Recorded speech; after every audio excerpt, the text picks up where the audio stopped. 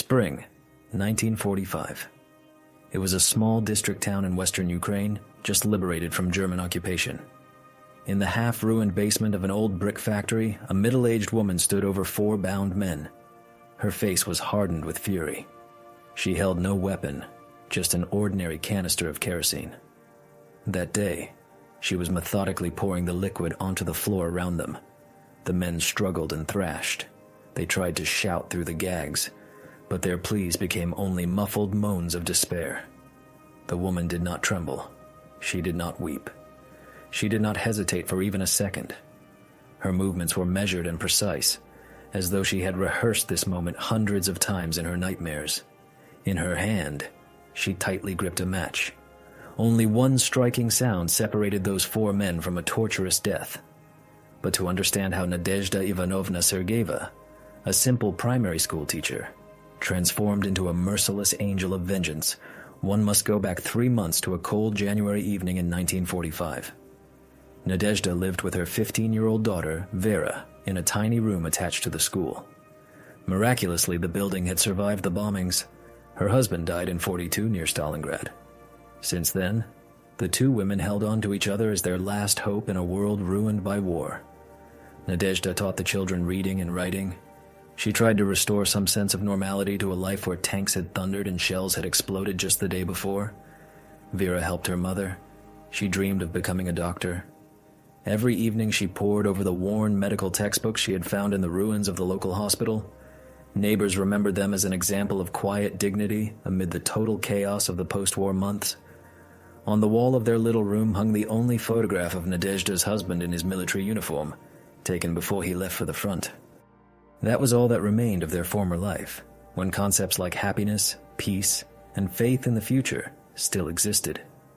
January that year was unusually harsh. The frosts gripped the territory so tightly it rang underfoot like iron. In the devastated town, where barely every 3rd building remained standing, people burned anything that would catch fire to heat their stoves.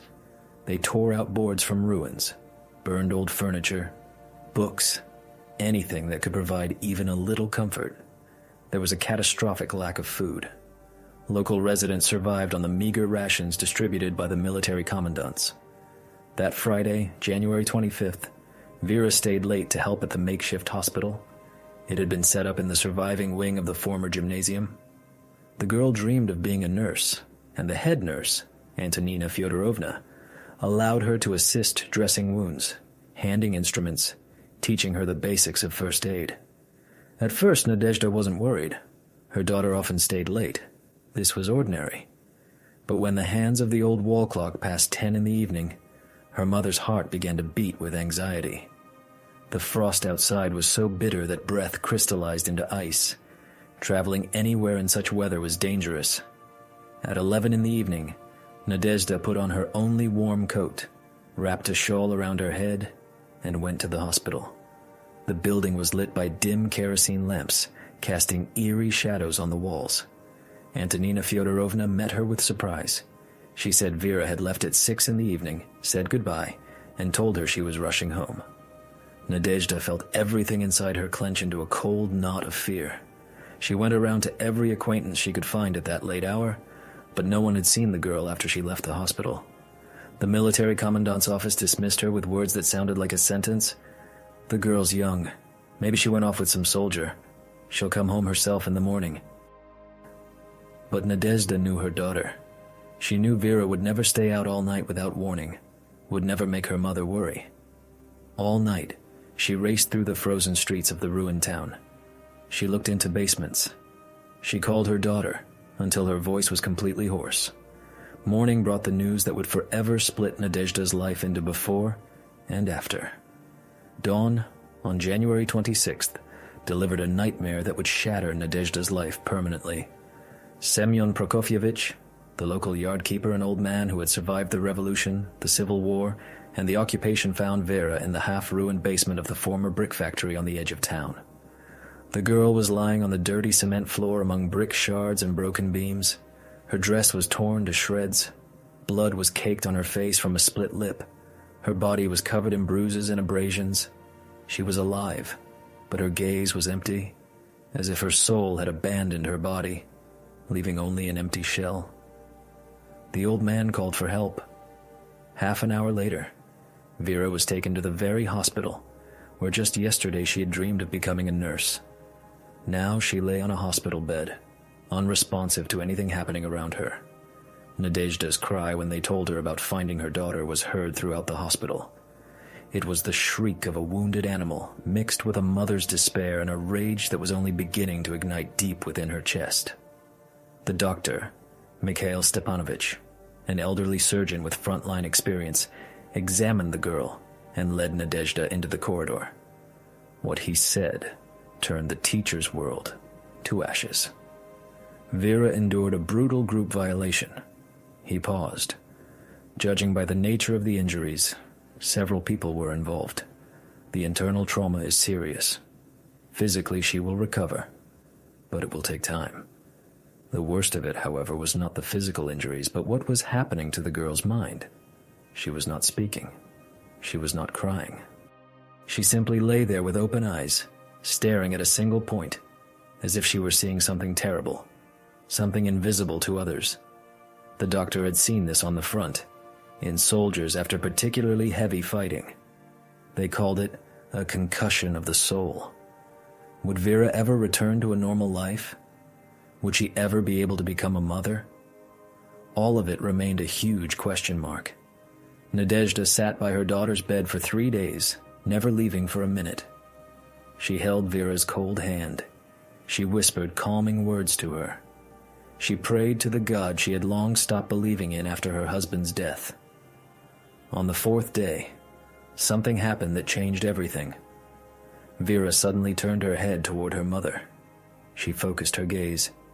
She whispered so softly that Nadezhda barely caught the words. 4, Mama. There were 4 of them. Then her eyes grew dull again. She plunged back into her detached silence. But those few words were enough to ignite a fire in Nadezhda's heart, a fire that would never be extinguished. A woman in the next bed, a middle-aged patient with a bandaged leg, later told the nurses that she saw Nadezhda's expression change in that moment. All the softness had gone out of it, all the maternal tenderness. Only something icy and ruthless remained, something that made even seasoned frontline medics shudder. Nadezhda kissed her daughter's forehead. She covered her warmly. She went to the military commandant's office to demand justice. There she was met by Captain Boris Nikolaevich Vorontsov, a man with a weary face and indifferent eyes. Over the years of war and post-war chaos, he had seen so much grief that he had long since stopped reacting to it. Nadezhda filed her report. She calmly and clearly stated all the facts: the time her daughter disappeared, the place she was found, the girl's condition, her words about 4 attackers. Captain Vorontsov wrote it all down. He nodded. He promised to look into it. But in his eyes was the same doomed weariness as in all representatives of authority in those troubled times. You understand, Citizen Sergeyeva. The war just ended. We have murders, robberies, and looting here every day. There are no witnesses. Your daughter cannot, or will not, speak in detail. And you want me to find 4 unknown men in a city where half the population are either refugees, demobilized soldiers, or former police officers hiding their past. Nadezhda was silent. She clenched her fists so tightly her nails dug into her palms. What do you suggest, Captain? Just accept it. Vorontsov sighed heavily and said the words that became the final straw. I will try, I promise. But you must understand reality. Without concrete names, without witnesses, this case is doomed. Nadezhda stood up. She nodded. She left the office. But now she knew one thing for certain. The state would not protect her. The law would not save her. If she wanted justice for her daughter, she would have to achieve it herself, at any cost. For the next 2 weeks, Nadezhda lived in a strange double world. During the day, she continued to teach at the school. She checked student notebooks. She smiled at the children. She talked to colleagues about the weather and the meager food rations. In the evenings, She visited Vera in the hospital. She brought her food. She read books aloud, hoping to pull her daughter out of the dark well she had fallen into. But at night, Nadezhda transformed into someone else. She walked through the ruined town. She observed. She listened. She gathered information. In the post-war chaos, people spoke freely and often, especially in improvised taverns where for a mug of moonshine one could hear any gossip and rumor. Nadezhda learned to be unnoticeable. She would sit in a corner with her knitting, listening to the conversations of drunken men, memorizing names, faces, and details. She was a teacher. She was used to working with information analyzing, systematizing. Now those skills were applied to a completely different purpose. After 10 days of painstakingly collecting scraps of conversation, hints, and half-admissions, she began to put the picture together. What emerged filled her heart with freezing hatred. The first name surfaced by chance in one of those taverns on the edge of town, where demobilized soldiers and local workers gathered. Nadezhda sat in a corner booth, pretending to mend old stockings. But in reality, she was eagerly absorbing every word of the conversation at the next table. 3 men in threadbare uniforms were discussing the latest town news. One of them, particularly drunk, suddenly chuckled and said, "You know what Grigory Matveev was boasting about the day before yesterday? Said he and the boys pulled off a little thing back in January. Now no girl will pass them without a shiver." The others laughed. Someone said Matveev had always been a skirt chaser. A third man added that he worked as a storekeeper at the railway station and had connections, so he got away with everything. Nadezhda memorized the name, the job, the workplace. Grigory Matveev, storekeeper, railway station, the first of the 4. That same night she went to the station and began to watch. For 3 days she studied his schedule, his route, his habits. Matveev was a young man, about 25, strong, self-confident. He liked to drink after his shift and walked home across a vacant lot to cut the distance. She learned the second name a week later from her communal apartment neighbor, old Maria Fominishna. The old woman was the local gossip and knew more about every resident than the resident knew about themselves. Nadezhda cautiously steered the conversation toward how dangerous the town had become, how girls were afraid to walk at night. The old woman eagerly seized the topic and began to list all the local hooligans and rakes. Among them, the name Viktor Sobolev was mentioned, the son of a local party chief known for his antics and impunity. They say he and his buddies like to wait for girls near abandoned houses. Then he boasts in the pubs about his feats. His father smooths everything over. He has resources. Nadezhda nodded. She agreed. In her head, the picture solidified. Viktor Sobolev, the chief's son, protected by his father's authority. The second of the 4. She began to follow him too, studying his habits with the same thoroughness she once used to prepare lessons for her students. The third and fourth names were revealed to her almost simultaneously, 2 weeks after her nightly excursions began. She overheard a conversation in the breadline. 2 women were discussing that Alexei Gromov and Pyotr Zaitsev, both demobilized junior sergeants, were now working as loaders at the very brick factory where Vera was found. One of the women noted that they seemed strange. They always walked together. They wouldn't meet your eye, as if they were hiding something. Nadezhda felt everything inside her tighten into a knot. The brick factory, the scene of the crime. 2 former soldiers working there. It could not be a coincidence. Gromov and Zaitsev, the third and fourth. Now she had all 4 names. The most difficult part began. Planning. Nadezhda understood she had only one chance. If even one of them suspected anything, if she made a mistake, everything would collapse. She would be arrested. She would be imprisoned. Vera would be left alone, defenseless in this cruel post-war world. Therefore, the plan had to be flawless. At night, when the whole house was asleep, Nadezhda sat by the light of a dim kerosene lamp. She wrote down everything she learned about each of the 4 in an old-school notebook. Their addresses, their daily routines, their weak points, their fears, their habits. She drew a map of their movements. She marked the places they frequented most often. She calculated the options. It was like a game of chess, where one wrong move meant losing. Nadezhda knew she could not overcome them with physical strength. She was just a frail woman of 42, exhausted by war and grief. But she had another weapon: patience, cold-bloodedness, and a willingness to go all the way. She remembered how, during the occupation, some women in town secretly helped the partisans passing information, committing sabotage. At that time, Nadezhda was too frightened to join them. She feared for her daughter. Now, she regretted not having learned what might be useful now. But even without special training, Nadezhda was intelligent and inventive. She began to read everything she could find about poisons, accidents, and ways to inflict harm without leaving traces. In the ruined city library, which enthusiasts were trying to restore, she found old medical reference books and chemistry texts, anything that could give her knowledge. The librarian, an elderly cultured woman, was sometimes surprised by the teacher's sudden interest in such specific subjects. Nadezhda explained it as a desire to better understand anatomy for school lessons. Slowly, a plan formed in her head. It was cruel, ruthless, but the only possible one in her situation. She was not going to kill them, at least not right away. Death would be too easy a punishment for those who had destroyed her daughter's life. No. They had to suffer. They had to agonize. They had to remember every day what they had done, and curse the moment they decided to touch Vera Sergeyeva. Meanwhile, Vera was slowly recovering. The physical wounds were healing, but the spiritual ones remained deep and bleeding.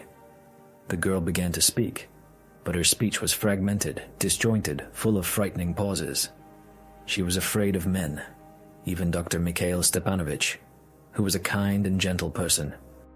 When he appeared, Vera would shrink into a ball, press herself against the wall, and cover her face with her hands. Nadezhda spent long hours with her. She held her hand. She soothed her. She promised her that everything would be fine, that the guilty would certainly answer for their actions. In those moments, a flicker of light would appear in the girl's eyes. She believed that justice still existed in this insane world. Nadezhda could not betray that faith. She could not allow her daughter to live with the knowledge that evil was triumphing unpunished. She had to see the work through to the end, no matter how terrible the cost. By the beginning of March, Vera could walk around the ward. She could go out into the corridor. She could even sit by the window and watch the street come alive after winter. But this was only the appearance of recovery. Inside the girl, there was an unhealing wound that only she and her mother knew about. Vera could not sleep without nightmares. Every night she relived what had happened in that basement over and over in an endless repetition of horror. She would wake up in a cold sweat, with a silent scream on her lips. Only the presence of her mother beside her helped her return to reality. Dr. Mikhail Stepanovich explained to Nadezhda that this state could last months, perhaps years.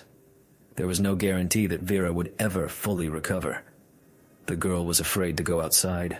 She was afraid of men's voices. She was afraid of the dark. Even the sound of footsteps in the corridor made her jump and press against the wall. Nadezhda watched her daughter's personality crumble. The cheerful dreamer who wanted to become a doctor was transforming into a frightened shadow, afraid of her own shade. This finally cemented Nadezhda's resolve. She realized she could not wait for the state machinery of justice to slowly start working, if it ever did. Every day of delay meant another day of torment for Vera, another night of nightmares, another step toward the total destruction of her mind. While those four men calmly lived their lives, drinking, laughing, perhaps boasting to each other about their deed, her daughter was slowly dying inside, losing the will to live. Nadezhda made her final decision.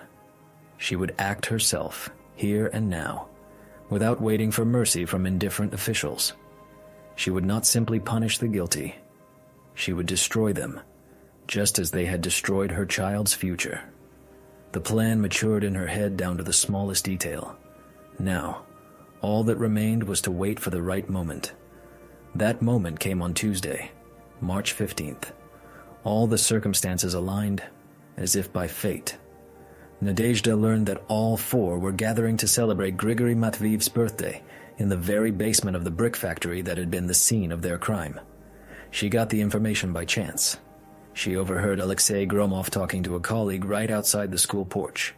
The men were loading boards for repairs and chatting among themselves, paying no attention to the quiet teacher who walked past. Gromov said that at 3 p.m, they would gather at Matveyev's place and celebrate properly. "No one will bother us. The place is tried and tested." Then he left. Nadezhda walked past, but every word was burned into her memory. They were gathering in the exact place where it all happened. It was symbolic. It was convenient. This was fate. It had given her a chance. Nadezhda was not going to miss it. That evening she began her final preparations. She got an old kerosene canister out of the closet, a relic from the occupation. She checked that there was enough liquid. She prepared ropes and gags, everything she might need. The plan was simple, yet daring. She knew the brick factory basement had a single entrance with a massive wooden door that bolted from the outside. If she could lure them in and lock them up, they would be trapped. Nadezhda was not going to rely on physical force.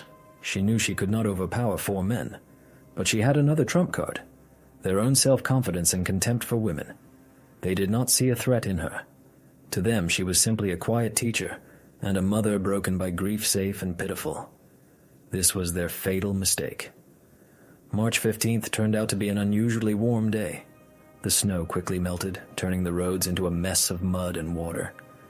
Nadezhda took the afternoon off, citing a slight illness. She went home. She changed into old, dark clothes. She took the canister and headed for the brick factory. Her heart was beating evenly and calmly. Her hands did not tremble. There was no fear. There was only cold resolve and clarity of purpose. She arrived at the factory around 2 p.m, an hour before the appointed time. The domain was practically abandoned. Production had not yet been restored after the war. Only occasionally did loaders come here for salvageable materials. Nadezhda walked to the very basement where Vera was found. The door was ajar. Inside, it smelled of dampness and mold. She descended the creaking wooden steps. She looked around.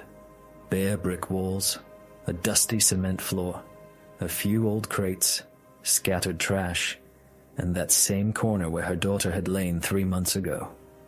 Nadezhda stood there for several minutes, looking at the stains on the floor, which might have been blood or just dirt. In this place, her child's life had been destroyed. In this same place, justice would be restored. She set the kerosene canister in a corner, covering it with a rag. She prepared the ropes, hiding them behind the crates. Then she went upstairs and waited, hiding behind a pile of old bricks near the entrance. She did not have to wait long. Around 3 p.m, the first 2 appeared. Grigory Matveyev and Viktor Sobolev walked by, talking loudly and laughing. They carried bottles of moonshine and bundles of food. They went down into the basement. Soon, voices and the clinking of bottles could be heard from below. 10 minutes later, Alexei Gromov and Pyotr Zaitsev arrived. They came together, having just finished their work shift. They were carrying a sack. Gromov said, "We got the goods, Matveyev. Let's go. The party is waiting." Nadezhda watched them go down. She waited until the sounds of their voices were completely absorbed by the thick brick walls. Then she took a deep breath and walked to the entrance. The wooden door was thick. The heavy bolt was rusty. Nadezhda carefully closed the door and slid the bolt home.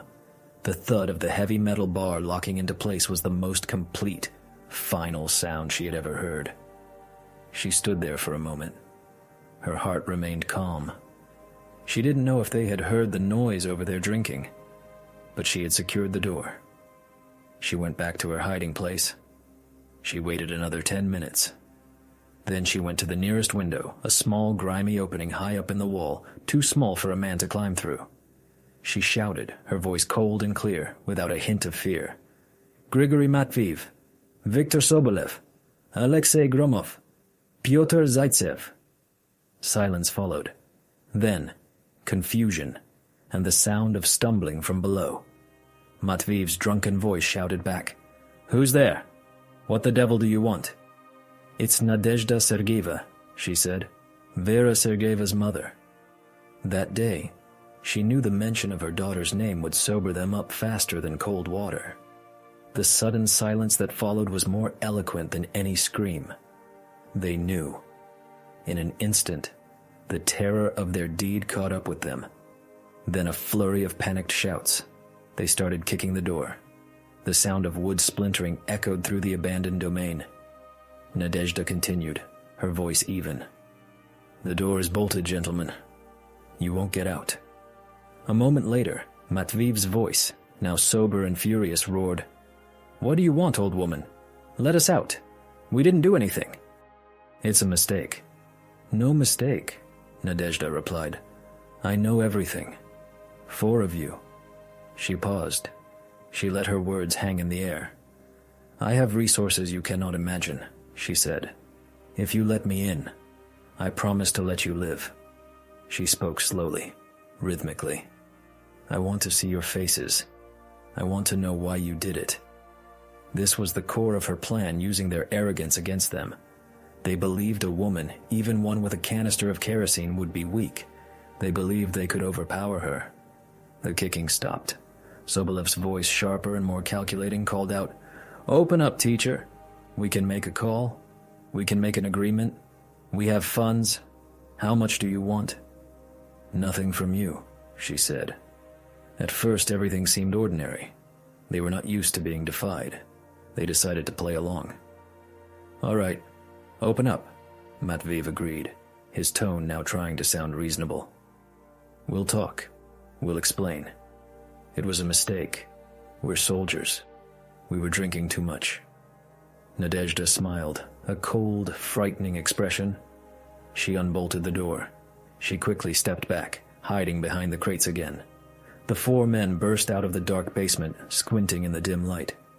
They were half drunk, but ready to fight. They saw only the slight figure of the teacher, holding the empty kerosene canister. They were furious. "You old hag! I'll tear you apart!" Matveev lunged at her. Nadezhda did not move. "Wait," she said, her voice like ice. "Look behind you." The men froze. They slowly turned. In the doorway to the basement, standing in the shadow, was the second part of her plan. She had visited the demobilized soldiers in the town, those who had lost sisters, wives, or daughters to similar acts of violence in the chaotic post-war period. She did not tell them the details. She only spoke of 4 men who had committed a monstrous crime, whom the police would never catch. She spoke of Vera's empty eyes and the injustice of it all. She promised them vengeance, not murder, but justice. 2 former frontline soldiers, men whose faces were carved with battle scars and disillusionment, stood there. They were armed, not with guns, but with heavy wooden clubs wrapped in cloth. They had already been paid, not with money, but with the full kerosene canister, which they desperately needed to heat their own homes. The 4 criminals tried to run, but it was too late. The 2 soldiers, acting with the grim efficiency of men used to combat, drove them back into the basement. The fight was short and brutal. Nadezhda did not watch. She waited until she heard the 4 men bound and gagged the same way they had bound and gagged Vera. Then she went back down. She stood over them, holding the canister, now with a few drops of kerosene still inside, and the match. Matveev, Sobolev, Gromov, and Zaitsev were now helpless. Their drunken self-confidence had vanished, replaced by a naked animal fear. They strained against the ropes. They whimpered through the gags. Nadezhda did not waste a single word. She poured the last of the kerosene on the floor. She knelt down and looked at the 4 faces, the faces that had caused her daughter a concussion of the soul. She felt no triumph, only a calm, perfect stillness. She was not there to kill them quickly. She was there to deliver a message. She took the match. She brought it up to the rough, striking territory of the box. The one striking sound that followed was clean and sharp. It echoed in the small basement. The men's eyes widened. They thrashed wildly. Nadezhda did not drop the match. She let the tiny flame burn down slowly toward her fingers. The air filled with the sharp smell of sulfur. Then, she gently blew out the flame. She did not kill them. She left them there, bound, gagged in the dark, surrounded by the smell of what could have been their death. The two soldiers had done their job and departed, taking the rest of the kerosene. Nadezhda had instructed them to contact the military commandant's office anonymously later that night and report the location of 4 former soldiers who had been caught looting supplies in the abandoned factory. She went back to the hospital. She sat by Vera's bed. She took her daughter's hand. Vera was asleep. A faint smile touched her lips. Nadezhda sat there, watching her daughter, as the thought naturally came to rest. She knew Captain Vorontsov would find the 4 men. He would not find the evidence he needed for the crime against Vera. He would not find witnesses. But he would find 4 men bound, gagged, and terrified, surrounded by evidence of attempted theft. He would take them away. He would send them to a distant labor camp for looting and desertion in the chaotic post-war state, a sentence of many years in the icy north. They would never return. Nadezhda knew that this was the fullest measure of justice she could achieve. They would live, but they would suffer. They would never again touch a woman. She felt the cold resolve leave her. She was just the teacher again, worn down by grief, holding her daughter's hand. Peace settled over her. She would have to live with what she had done, but her daughter would be safe. She watched the rise and fall of Vera's chest in the quiet hospital ward. She didn't know what the future held, but she knew that for now, the nightmare was over. A few minutes later, Alexei Gromov and Pyotr Zaitsev arrived. All 4 men were now inside. Nadezhda waited. She watched them settle in, open their bottles and relax. Only then did she walk down to the cellar door. Her heart was beating steadily. Her breathing was even. It was now or never. She pushed the door open and started down the steps. The 4 men turned around. They saw a woman's silhouette in the doorway. Matveyev squinted, trying to make out the face in the gloom. "Who is there? Has the landlady come?" Sobolev laughed. Nadezhda stepped into the circle of light from the kerosene lamp they had brought. The men immediately recognized her. The expressions on their faces shifted from reckless amusement to sudden wariness. "Teacher, what are you doing here?" Gromov asked, but anxiety was already in his voice. Nadezhda stayed silent. She looked at each of them in turn with a gaze that made them feel the first chill of fear. "I have come to talk," she said calmly. "To talk about what you did on January 15th. The air in the basement seemed to thicken. Matveyev was the first to realize what she meant, and his face went pale. "Listen, teacher. We didn't do anything," Sobolev began, but Nadezhda raised her hand, stopping him. "No need to lie. I know everything. My daughter told me about each one of you. Grigory Matveyev, the warehouse clerk who lured the girl with a promise to walk her home. Viktor Sobolev, the son of a party official who thinks he can get away with anything. Alexei Gromov and Pyotr Zaitsev, 2 brave frontline veterans who fought the fascists and then raped a defenseless 15-year-old girl." The 4 men rose to their feet. Bottles rolled across the floor. Gromov took a step toward the stairs, but Nadezhda was faster. She spun around and raced up the steps with a speed the men hadn't expected. She slammed the heavy door shut and slid the massive bolt into place. The pounding on the door began almost immediately, furious, desperate, but the door was solid. Pre-war construction, designed to secure a warehouse of valuable materials. Nadezhda stood by the door, listening to the muffled shouts from inside. They screamed that she had lost her mind, that she wouldn't be able to prove anything, that their fathers had connections, that she would regret this. But these, the words were empty and powerless. Mere cries from the condemned, who only then grasped that vengeance had found them. Hope did not rush. She descended carrying the kerosene canister she had hidden outside. She stood before the door and spoke loudly, ensuring they heard her through the thick wood. "You ask what I want?" she said. "I want you to experience a fraction of the terror my daughter endured.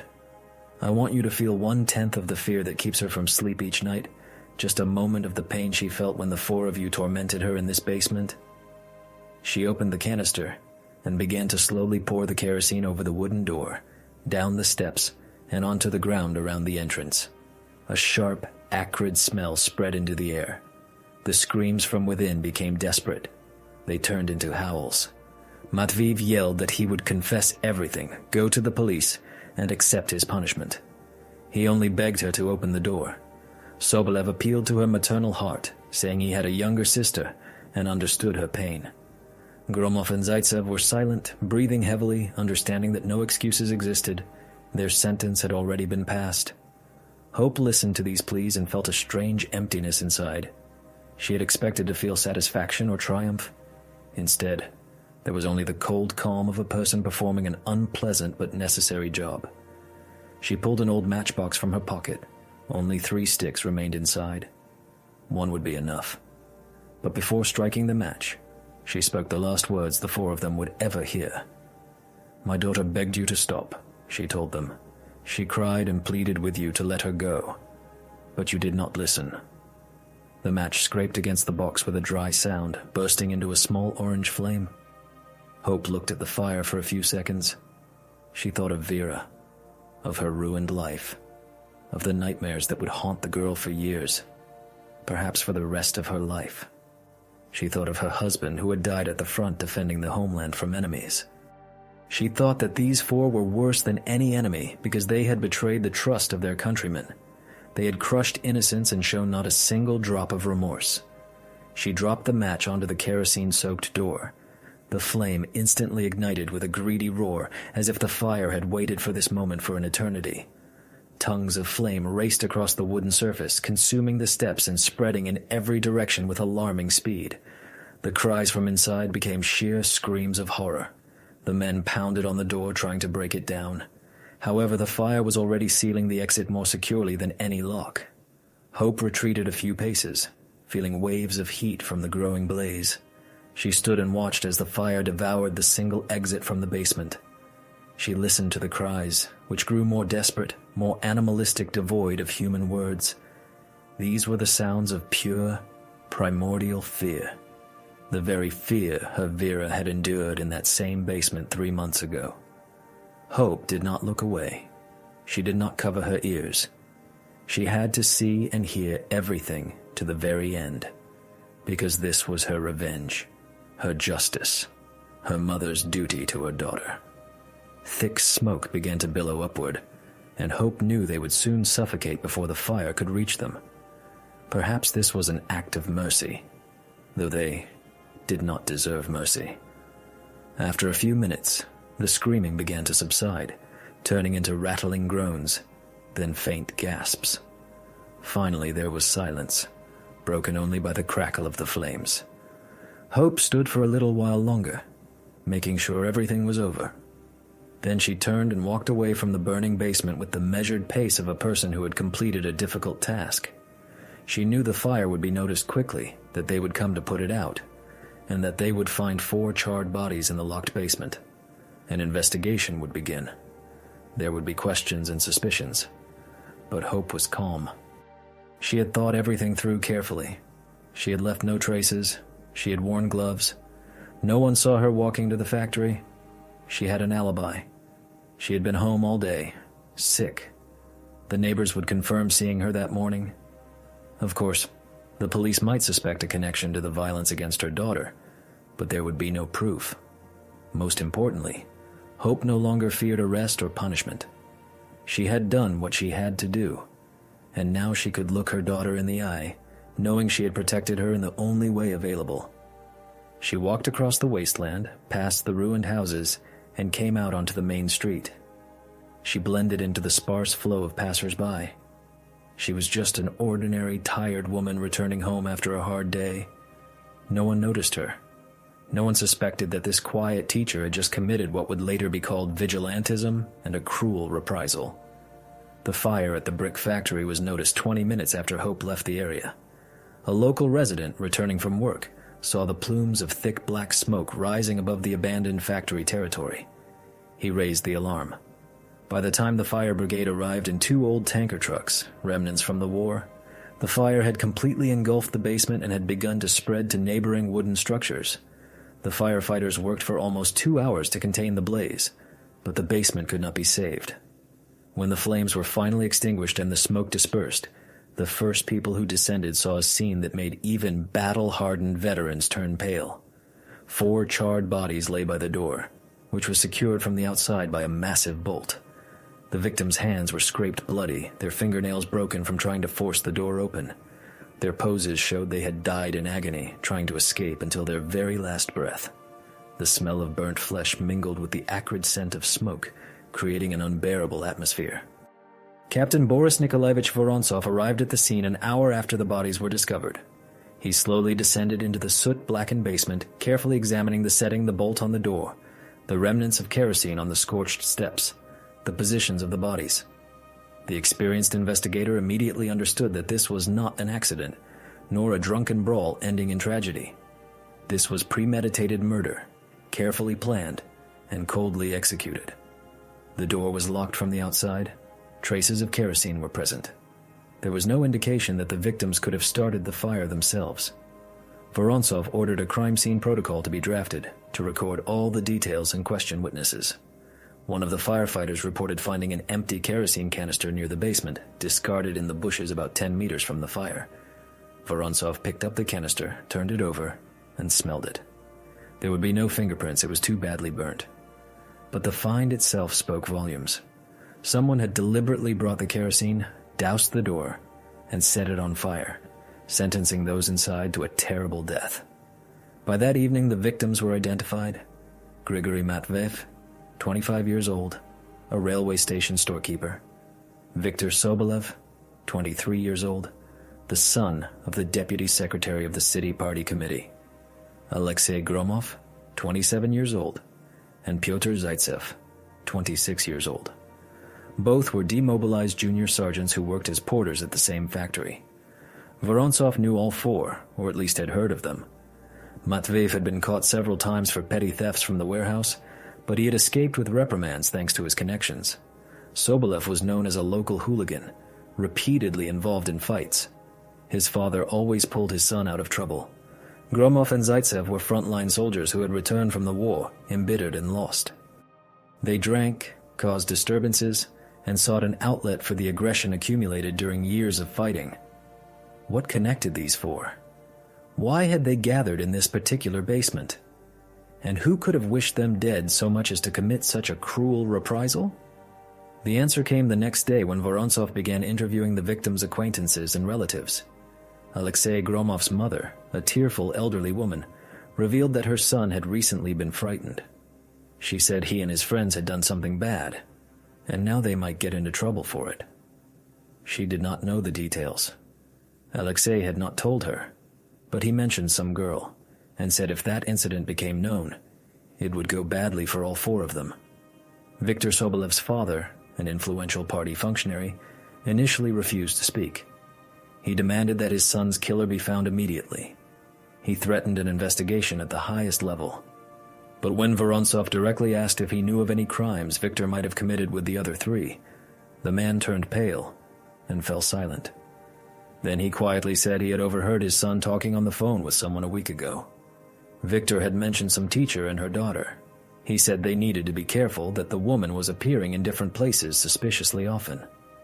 Vorontsov returned to his office. He took a folder from his desk drawer, the case file on the assault of Vera Sergeeva, which had been suspended due to lack of evidence and testimony. He reread all the material, the dates, and circumstances. On January 15th, Vera Sergeeva was found assaulted in the brick factory basement. The girl told her mother there had been 4 attackers. On March 15th, exactly 2 months later, 4 men died in the same basement under suspicious circumstances. A coincidence? Vorontsov did not believe in coincidences. He put on his cap and went to the school where Nadezhda Ivanovna Sergeeva worked. The teacher met him calmly without a trace of nervousness or fear.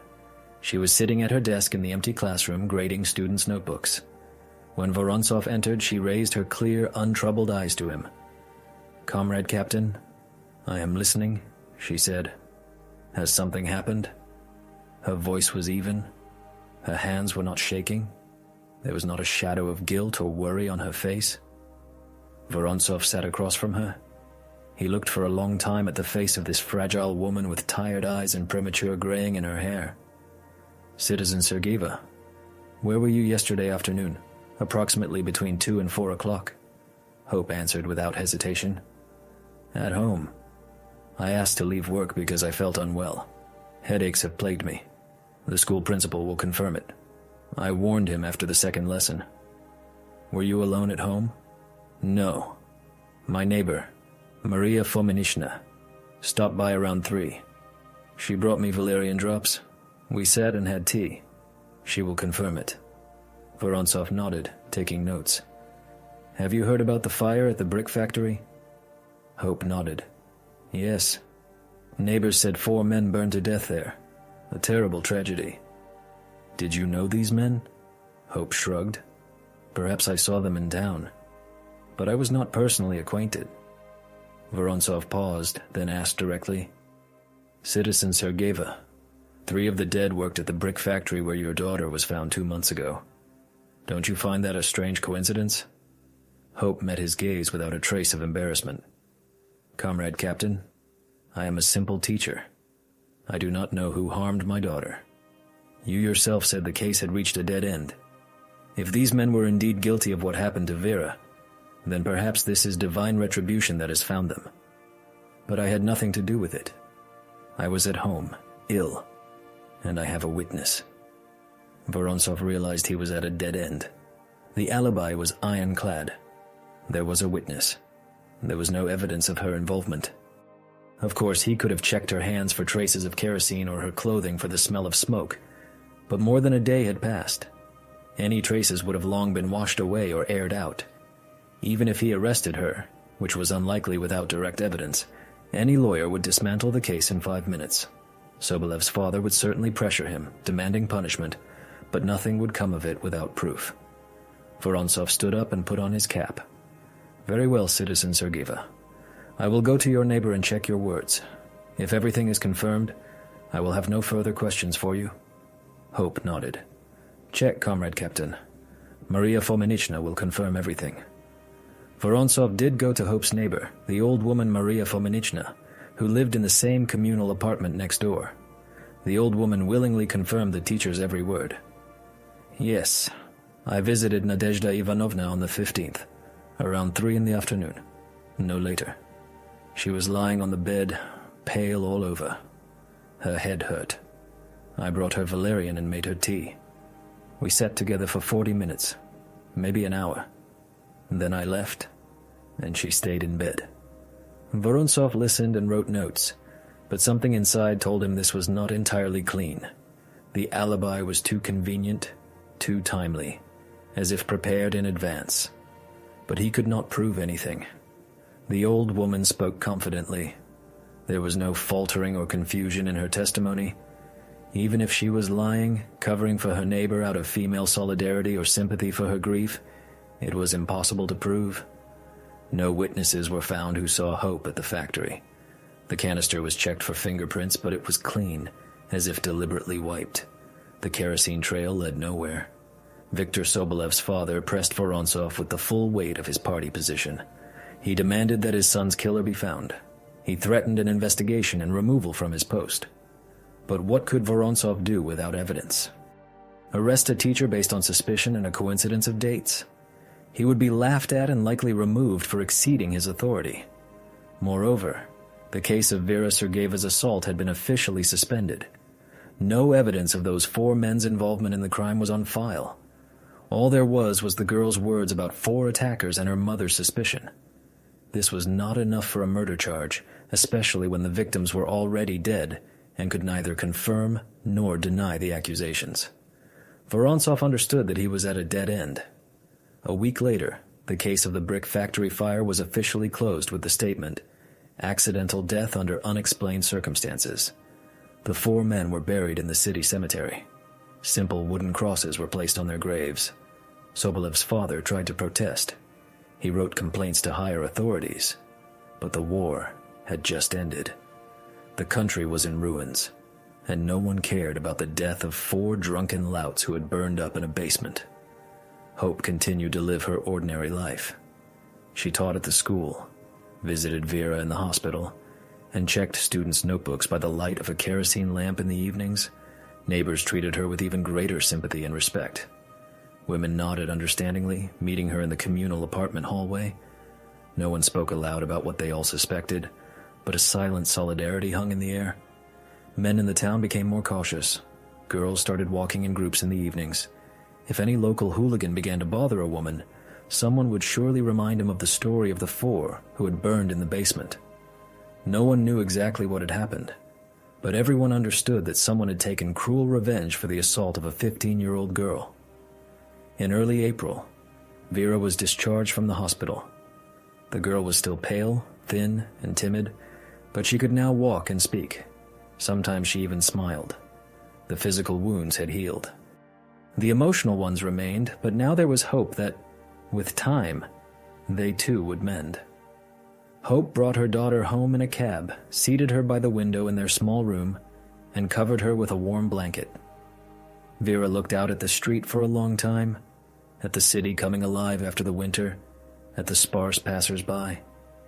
Then she turned to her mother and asked quietly, almost in a whisper, "Mama, those 4, was it you?" Hope froze with the teapot in her hands. She could have lied, denied it, but why? She would not lie to her daughter. She placed the teapot on the table, sat next to Vera, and took her cold hand in her own. "Yes, my little one. It was me. They ruined your life, and the state was not going to punish them. I could not allow them to keep living, laughing, drinking, and bragging about what they did to you. I did what I had to do." Vera was silent for a long time. Then she suddenly clung to her mother. These were the first tears in all those 3 months. Not tears of pain or fear, but tears of relief, of freedom from the heavy weight that had been pressing on her soul.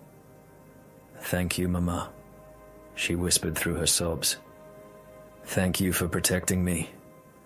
Hope hugged her daughter, stroked her tangled hair, and rocked her like a baby. She felt something inside thawing, as if the icy crust that had been constricting her heart these months was beginning to crack. She had committed a terrible act.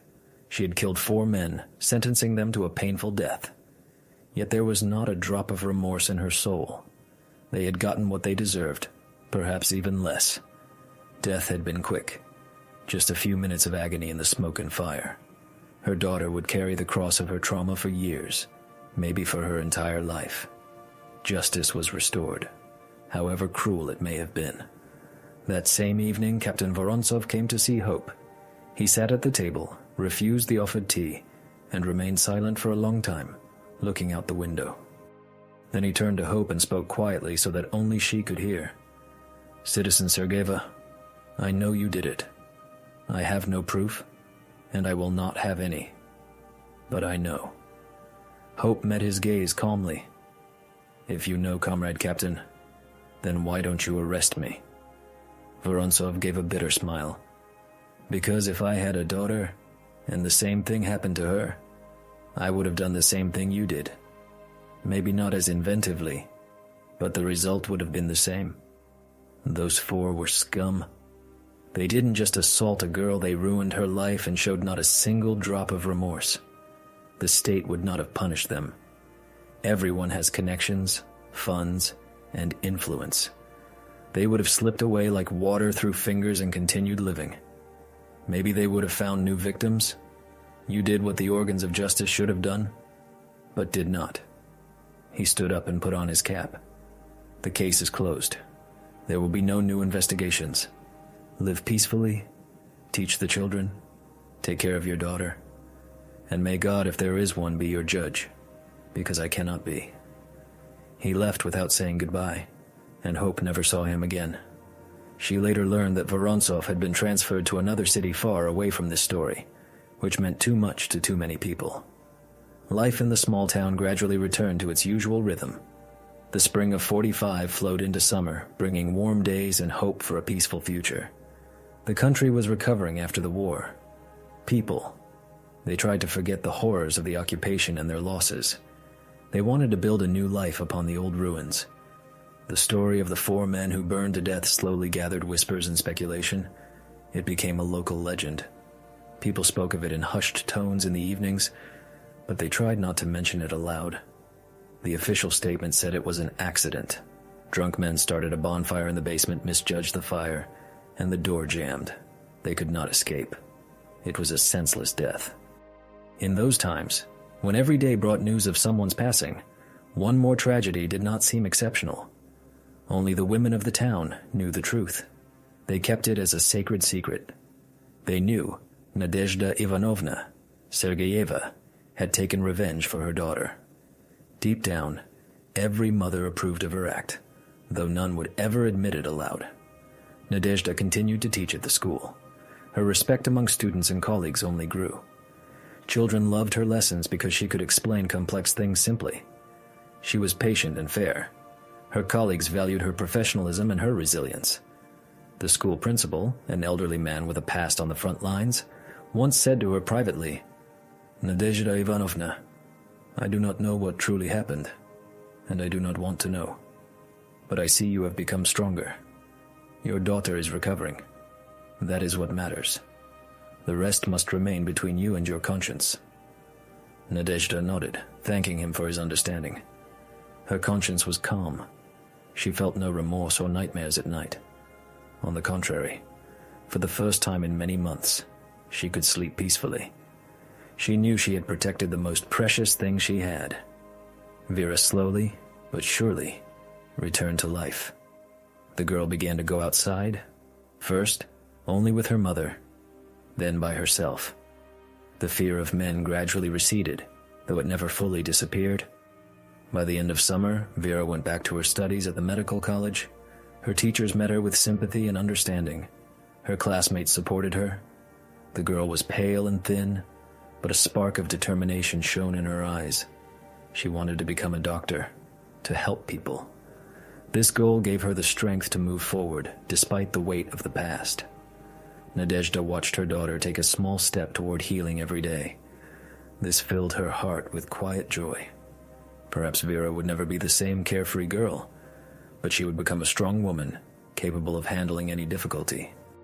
The trauma would remain with her forever, yet it would not break her. It would temper her. One evening as they sat together in the kitchen for tea, Vera asked, "Mama, do you regret what you did?" Nadezhda was silent for a long time. She looked out the window at the sunset sky painted in crimson tones. Then she answered honestly, "No, my dear daughter, I do not regret it. They ruined your life, and they showed not a drop of repentance. The state had no intention of punishing them. I did what any mother in my place should have done." Vera nodded. She clasped the mug of tea with both hands. "I do not regret it either. You know, when I found out they were dead, it became easier to breathe. It was as if a heavy weight had fallen from my shoulders. I am no longer afraid to meet them in the street. I am not afraid they would laugh at me or boast about what they did. They got what they deserved. The world became a little fairer." Mother and daughter sat in silence, holding hands. They understood that a bond now existed between them. It was forged in the fire of suffering and revenge.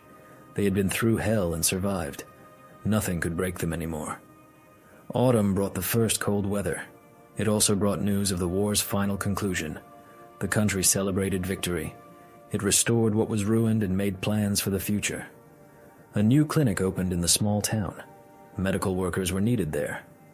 After finishing college, Vera got a job as a nurse. She worked in the children's department. Her colleagues noted how gently and patiently she treated the young patients.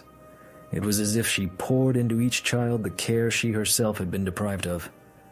By the winter of 1946, the story of the 4 men who burned to death was almost forgotten. New events and new concerns pushed it out of everyday conversation. Only old women sometimes remembered, shaking their heads and crossing themselves. "God's retribution caught up with the scoundrels," they would say, "and the young must know that wicked deeds will always be repaid." The father of Viktor Sobolev, a party official, never came to terms with his son's death. He took to drinking, lost his position, and became a pitiful shadow of the influential man he once was. Grigory Matveev's mother died 6 months after her son's death. They said it was from grief. The Gromov and Zaitsev families left the small town. They could not bear the condemning looks of their neighbors. The neighbors did not know the exact truth, but they suspected enough. Nadezhda sometimes went to the cemetery where the four were buried. However, she did not go to their graves. She went to the grave of her husband, who rested in a mass burial somewhere near Stalingrad. She told him, in her mind, what had happened. She asked him to understand and forgive her cruelty. "I protected our daughter in the only way I could," she whispered, standing by the symbolic cross with her husband's name. "You would have done the same, wouldn't you?" Years passed, and life gradually settled. Vera married a good man. He was a demobilized officer who knew about her past.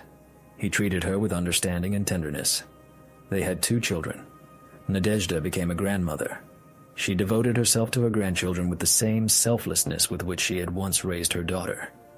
Vera never fully recovered from the effects of the trauma. Sometimes nightmares tormented her at night, but they became less frequent over the years. She became a fine doctor. She specialized in helping women and children who had experienced violence. It was as if she found a way to heal not only others but also herself through this work. Nadezhda continued to teach until her retirement. She raised more than 1 generation of students. Many of them later recalled her as the fairest and kindest teacher. She taught them not only literacy but also how to stand up for themselves and their loved ones. None of them knew the truth about what happened in March of '45 in the brick factory basement. That secret remained between the mother and daughter forever. Years passed after that terrible March of '45. Life continued in its course. Time smoothed out the sharp edges of memory. It turned real events into legends, which were told but not remembered in all the details. Nadezhda aged slowly, with dignity, not outwardly, but inside, in the depths of her soul, which carried the burden of a killing, but not the burden of guilt. People who met her on the street in the 1950s saw a strong, still, beautiful woman. Her eyes shone with calm and confidence. No one suspected that within this fragile teacher lived the iron of revenge and a cold, righteous will. She never told anyone what happened except for Vera. It was their sacred secret. It was sealed with blood, tears, and fire. Nadezhda helped other women who faced violence. She offered advice, support, and listened to their stories. She knew the pain. She knew the injustice. Her advice did not sound like the words of a theorist. It was the experience of someone who had walked through hell and emerged with an unconquered soul. In the late 1940s, she was invited to work at a new boarding school. They were focused on the education and upbringing of orphans. Nadezhda agreed without hesitation. She knew she could help those who, like her Vera, were deprived of parental comfort. She worked there for 20 years until her retirement. Thousands of girls remembered her as a guardian angel. She taught them to believe in life even after trauma and loss. Her colleagues noted Nadezhda's unusual ability to find a common territory with the most difficult children. These were the ones who were withdrawn and hostile. These were the ones whom life had wronged the most. With only words and her presence, she knew how to instill hope in them. She literally lived up to her name, which translates to hope. Vera, at that time, was already an experienced doctor. She had her own family, 2 sons, and 1 daughter. She specialized in helping victims of violence. She worked in a unique psychological counseling office. It opened in the city hospital in the late 1950s. Her patients said she understood them not just as a doctor, but as a person who had been through the same thing. Of course, Vera never spoke of her past, but her sympathy was so genuine, so complete, that it seemed her doctor lived within each of them. At family dinners, when Nadezhda, Vera, her husband, and the children gathered this whole noisy, cheerful family, the conversation sometimes touched upon history, the war, and justice. Nadezhda's grandchildren would ask her questions. "Grandma, do you believe in justice? Do you think criminals are always punished?" Nadezhda smiled. She answered in a way that no one would suspect the truth. But she wanted her grandchildren to understand the main point. Some crimes are so terrible that they require a justice that stands above the law. This is because the law itself sometimes becomes an accomplice to evil. In the 1960s, the first rumors and hints appeared in public discussion that the story of the 4 men who burned to death was not a simple drunken tragedy. An article appeared in one of the Soviet journals about the phenomenon of folk justice. Among the examples, the story from a western Ukrainian city was mentioned. A mother there took revenge on her daughter's abusers after the war. There were no details. Names were not given. But people recognized the story. They spoke in whispers. Nadezhda saw this article when she was retired. She called Vera. They sat alone at home. Vera read the article. She read about how a mother burned 4 men in a basement. Her eyes filled with tears. "Mama, did they recognize you?" she asked. "Probably," Nadezhda answered calmly. "But the main thing is that no one can prove anything.